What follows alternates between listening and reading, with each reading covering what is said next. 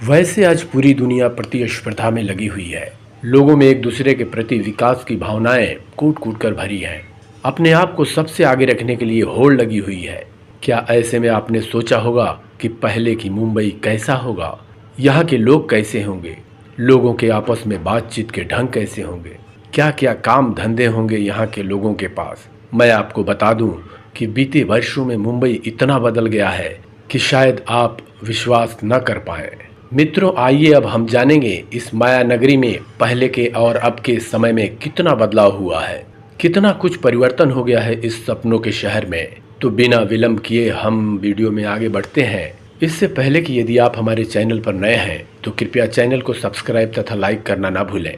सबसे पहले तो हम यह जानेंगे कि आखिर मुंबई क्या था और इसका विकास कब, कैसे और कहां से शुरू हुआ। कोली जनजाति की कुल देवी का नाम मुंबा देवी है, इसलिए इस शहर का नाम मुंबई पड़ा, क्योंकि यहाँ कोली समुदाय के लोग बहुत पहले से ही रहते थे।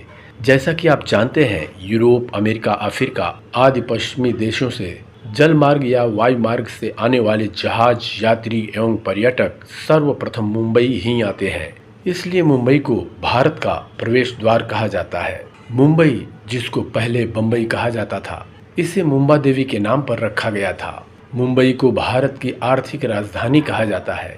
मुंबई में बॉलीवुड इंडस्ट्री का मुख्यालय है और मुंबई भारत के सबसे अमीर शहरों में से एक है। आज हम जिस मुंबई को जानते हैं वह कभी 7 द्वीपों का एक समूह हुआ करता था, जिन 7 द्वीपों को एक साथ जोड़ना बहुत ही कठिन था। उन द्वीपों के नाम थे बॉम्बे, मझगांव, परेल, वर्ली, माहिम, कुलाबा और ओल्ड वुमेन आइलैंड, जिसे छोटा कुलाबा कहते थे।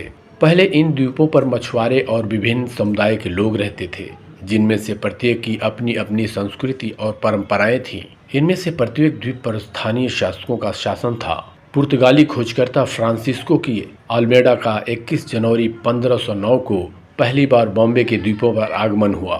उसी समय पुर्तगाली सेना गुजरात के एक जहाज पर कब्जा करके माहिम में उतरे थे। पुर्तगालियों ने साल 1526 में बेसिन में अपना कारखाना लगाया और सन 1534 में बेसिन की संधि के तहत मुंबई और बेसिन की द्वीप अपने कब्जे में कर लिया। उसके बाद पुर्तगालियों ने मुंबई में व्यापारिक गतिविधियों को बढ़ावा दिया। पुर्तगालियों के आने के बाद मुंबई एक पुर्तगाली व्यापार केंद्र बन गया। वर्ष 1662 में पुर्तगाल के राजा की बेटी ब्रगांजा की राजकुमारी कैथरीन का विवाह इंग्लैंड के राजा चार्ल्स द्वीप से हुआ। दहेज के रूप में बॉम्बे द्वीप ब्रिटिश क्राउन को दे दिया गया। पुर्तगाल के राजा की बेटी और इंग्लैंड के राजा के विवाह के बाद मुंबई पर ब्रिटिश नियंत्रण बढ़ता चला गया। वैसे पुर्तगालियों ने पहले ही मुंबई को एक प्रमुख बंदरगाह के रूप में स्थापित कर दिया था। Sir George Oxenden Bombay के अंग्रेजी ईस्ट इंडिया कंपनी के पहले गवर्नर बन गए। बॉम्बे के 7 टापुओं को जोड़कर एक शहर के रूप में बनाना एक बहुत बड़ी चुनौती बन गई थी। यह कार्य आसान नहीं था, अपने आप में एक बहुत बड़ा प्रबंधन था। 23 जून 1661 को ही 7 टापू वाला मुंबई ब्रिटेन के शाही परिवार के पास आ गया था। 1 सितंबर 1668 को कॉन्स्टेंटिनोपल मर्चेंट नाम का एक जहाज सूरत के बंदरगाह पर पहुंचा। 27 मार्च 1668 को इसी जहाज से रॉयल चार्टर की एक कॉपी लाई गई थी। तब ईस्ट इंडिया कंपनी का हेडक्वार्टर सूरत में ही था। रॉयल चार्टर ही वह आधिकारिक दस्तावेज था जिसमें इस बात की मुहर लगी थी बॉम्बे का बंदरगाह और द्वीप अब अंग्रेजी ईस्ट इंडिया कंपनी के हवाले हो गया।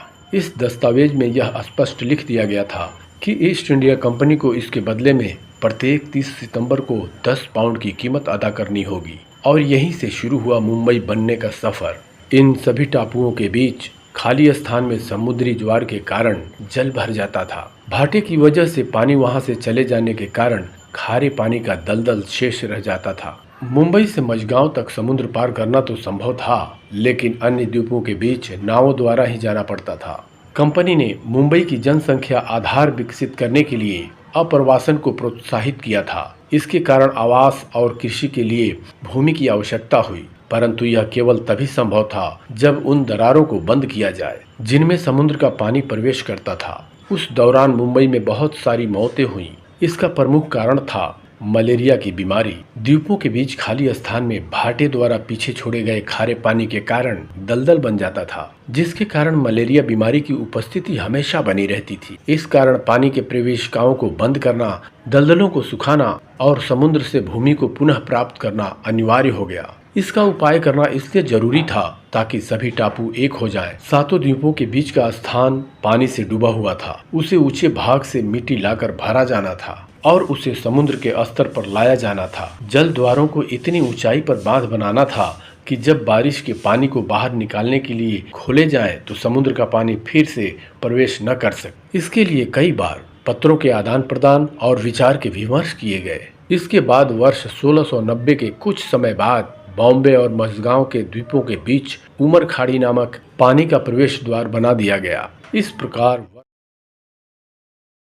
ही मझगांव एक अलग द्वीप के रूप में ही दिखाई देता था। ऐसे ही 3 तटबंध परेल के उत्तरी छोर और एक परेल और माहिम के बीच मार्च 1711 तक पूरा कर दिया गया। माहिम और वर्ली का तटबंध भी जनवरी 1712 तक पूरा कर दिया गया। इन कामों के माध्यम से माहिम द्वीप को परेल और वर्ली से जोड़ा गया।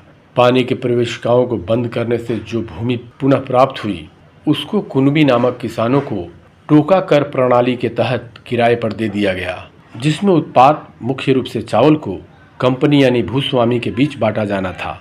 समुद्र के किनारों की वह जमीन जो पानी में डूबी थी उसमें मिट्टी भराव करके समुद्र के स्तर तक लाया गया। मुंबई के साथ लगे समंदर के ऐसे इलाके जहां से पानी अंदर आकर 7 टापुओं को अलग कर रहा था उसे भरा गया। शहर में सबसे आखिर में जिन 2 टापुओं को जोड़ा गया वे थे कुलाबा और लिटिल कुलाबा। 1796 में इसे कैंटोनमेंट एरिया घोषित कर दिया गया, यानी छावनी बना दिया गया। लोग वहां जाने के लिए नावों का इस्तेमाल करते थे। नाव पर भीड़ बहुत ज़्यादा होती थी, जिसकी वजह से अक्सर दुर्घटनाएं हो जाती थीं। बॉम्बे काउंसिल ने एक पुल बनाने का सुझाव दिया, जिसका निर्माण कार्य 1838 में पूरा कर दिया गया और दोनों द्वीपों को कुलाबा कॉजवे द्वारा बॉम्बे में जोड़ दिया गया। इस प्रकार 7 द्वीपों को जोड़ने का कार्य वर्ष 1838 तक पूरा कर दिया गया। इसके परिणाम स्वरूप जो द्वीप शहर स्थापित हुआ उसे आज दक्षिणी मुंबई कहा जाता है। फिर वक्त के साथ बदलती गई मुंबई भारत में पहली बार बोरीबंदर यानी विटी से थाने तक की रेलवे लाइन पर चली थी। आज़ादी के बाद फिर यह शहर और भी आगे बढ़ता गया। बॉलीवुड के चकाचौंध ने इसे नया आयाम दिया। 1955 के बाद जब बॉम्बे राज्य को पुनर्स्थित किया गया और भाषा के आधार पर इसे महाराष्ट्र और गुजरात राज्यों में बांटा गया, तब एक मांग उठी कि बॉम्बे को अलग कर दिया जाए। हालांकि विरोध की वजह से ऐसा हो न सका। 1 मई 1960 को महाराष्ट्र स्थापित हुआ, जिसकी राजधानी बम्बई बनाया गया। प्रिय मित्रों, बस आज इतना ही। फिर मिलेंगे अगली वीडियो में एक विशेष जानकारी के साथ। धन्यवाद।